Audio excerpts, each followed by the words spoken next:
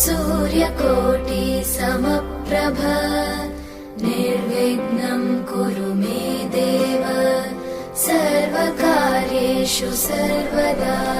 फूलों की तरह मुस्कुराते रहिए, भंवरों की तरह गुनगुनाते रहिए।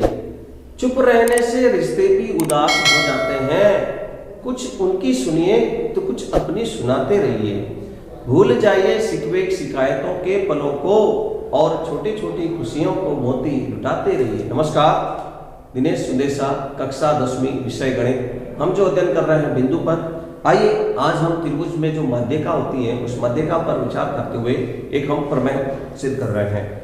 त्रिभुज में माध्यिका किसी सम्मुख शीर्ष से जाकर उसके सम्मुख जो भुजा होती है उसको समद्विभाजित करने वाली रेखा त्रिभुज में माध्यिका कहलाती है। किसी भी त्रिभुज में 3 शीर्ष होते हैं तो 3 शीर्ष से 3 माध्यिका निकालते हैं।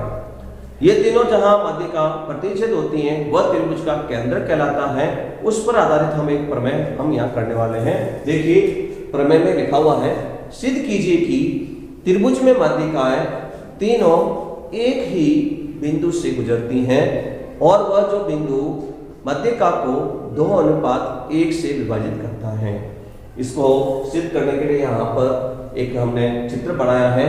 तो इस चित्र में दिया गया है, सबसे पहले हम लिख रहे हैं जो इस चित्र में दिया गया है। त्रिभुज ABC में जो आप देख रहे हैं BECF माध्यिका है, जो यहां अगर इसको मैं नाम दूं O पर प्रतिच्छेद करती है, प्रतिच्छेद करती है। AD जो AD पर B बिंदु O स्थित है। हमें सिद्ध करना है, सबसे पहले सिद्ध करना है कि AD एक माध्यिका है, अर्थात BD बराबर BC। जो माध्यिका होती है वो उसके त्रिभुज की सम्मुख भुजा को समद्विभाजित करती है। ये हम सिद्ध करने वाले हैं।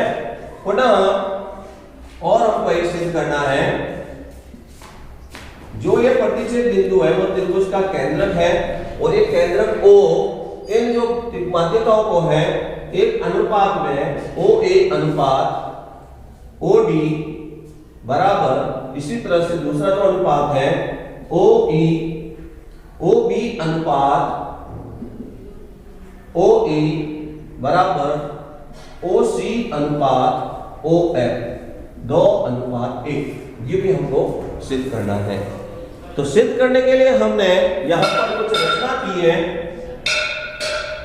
तो रचना में सर्वप्रथम हमने इस जो AD है जहां पर O स्थित है, AD को G तक इस प्रकार बढ़ाया। AD भुजा को G तक इस प्रकार बढ़ाया कि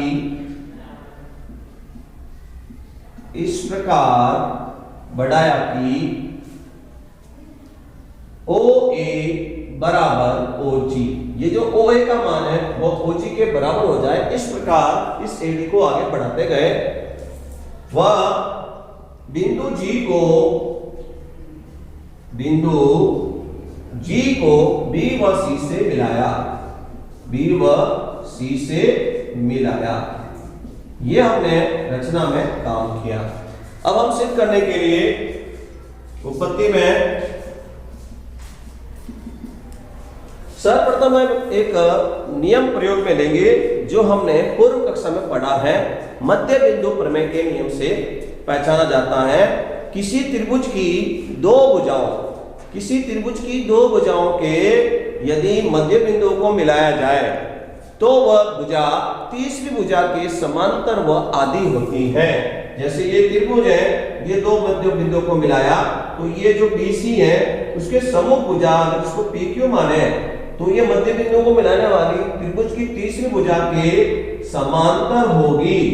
वह BC उस PQ के आदि कहलाएगी। BC का मान PQ का 1/2 होगा। ठीक है, इसी प्रमेय से हम इस प्रश्न की शुरुआत करने वाले हैं। तो देखिए, सर्वप्रथम हम जो हमने AD को आगे बढ़ाया था तो AG से हम एक समीकरण बनाते हैं।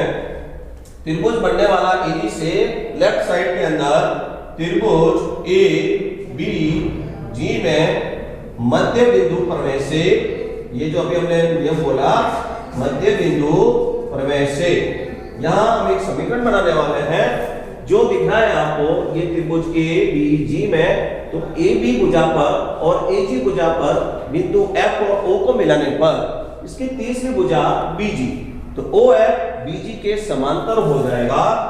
OF समांतर BG। वह हम ये भी कह सकते हैं यदि OF को आगे बढ़ाया जाए तो OC जो बनता है वो BG के समांतर होगा। OC समांतर BG। समीकरण नंबर 1। ये OF और OC एक ही भाग है, इसलिए हम इसको कह सकते हैं OF व OC एक ही भाग के हैं।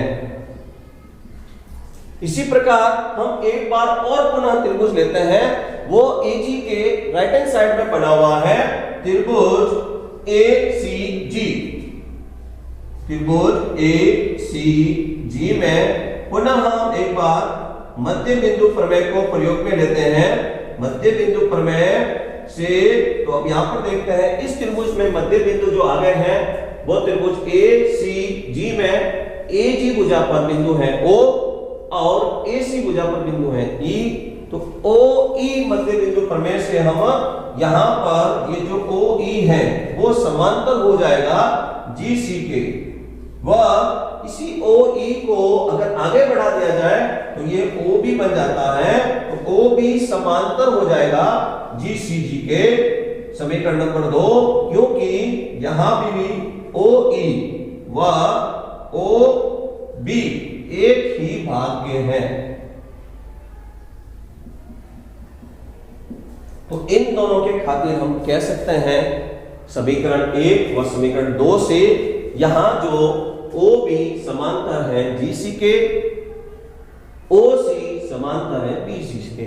तो ये समांतर होने के लिए सम्मुख भुजा या समांतर होती हैं, तो इससे जो परिबद्ध जो चतुर्भुज है वो एक समांतर चतुर्भुज हो जाएगा। अतः समीकरण 1 व 2 से चतुर्भुज, हम यहां पर एक चतुर्भुज बंद करने पर BOCG प्राप्त हुआ। BOCG एक समांतर चतुर्भुज है।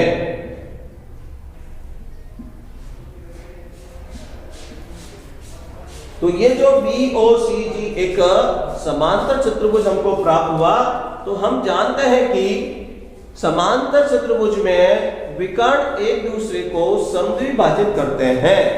समांतर चतुर्भुज में विकर्ण एक दूसरे को समद्विभाजित करते हैं। अतः ये जो विकर्ण पहला है BC,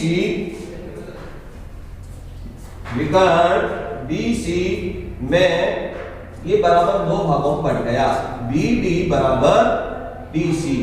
समीकरण नंबर 3। तो इस प्रकार से पहला जो भाग है वो हमारा सिद्ध हो गया कि BD बराबर BC है। AD एक माध्यिका है जिस पर केंद्रक OB स्थित है। ये हमने पहला सिद्ध हो गया। भाग 1 हमने सिद्ध किया, भाग 1 सिद्ध हो गया। अब हम भाग 2 सिद्ध करने के लिए दूसरा विकर्ण हम लेने वाले हैं, जिसमें हमको सिद्ध करना है कि ये जो केंद्रक है O प्रत्येक माध्यिकाओं को 2:1 में विभाजित करता है। तो इसको सिद्ध करने के लिए हम दूसरा विकर्ण दूसरा जो है इसमें वह OG विकर्ण से OD बराबर DG। विकर्ण परस्पर संधिबद्ध होने से OD बराबर DG। तो हमको जब अब ये सिद्ध करने के लिए हम पहले ये लिखने वाले हैं कि OA अनुपात OD 2:1। तो हम इसको बनाने के लिए यहां जो DG लिखा हुआ है, ये जो DG है उस विकर्ण में, ये पूरा विकर्ण है उसका बराबर 2 भागों में बढ़ता है। OD बराबर DG बोल सकते हैं, या हम DG के स्थान पर इस समांतर चतुर्भुज से कह सकते हैं कि ये जो DG का मान है, यहां जो विकर्ण है उस विकर्ण का आधा होगा। जो विकर्ण है OG का आधा होगा। जैसे ये विकर्ण 10 सेंटीमीटर का है तो 5 सेंटीमीटर अर्थात 10/2 भी कहकर हम लिख सकते हैं। अब हम यहाँ पर ये जो बनाया है वो समांतर चतुर्भुज से बनाया है, समांतर चतुर्भुज से। अब हम पुनः एक बार हमने रचना में लिखा था कि रचना जब हमने की थी कि भुजा AB को G तक इस प्रकार से बढ़ाया जाए कि OA बराबर OG।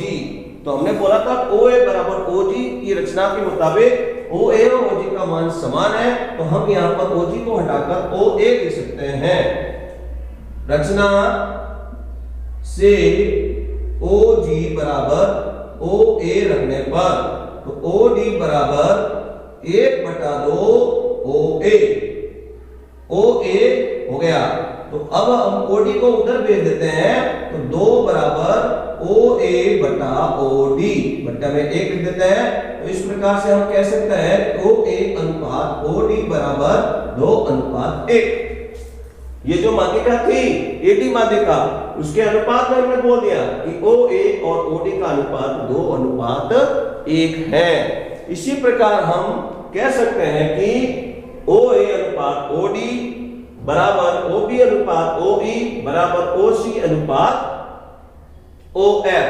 प्रत्येक में O केंद्रक द्वारा ये तीनों माध्यिकाएं 2:1 में विभाजित हो जाएगी। यही हमको दूसरे भाग में सिद्ध करना था। इति सिद्धम, समझकर लिखिए। धन्यवाद।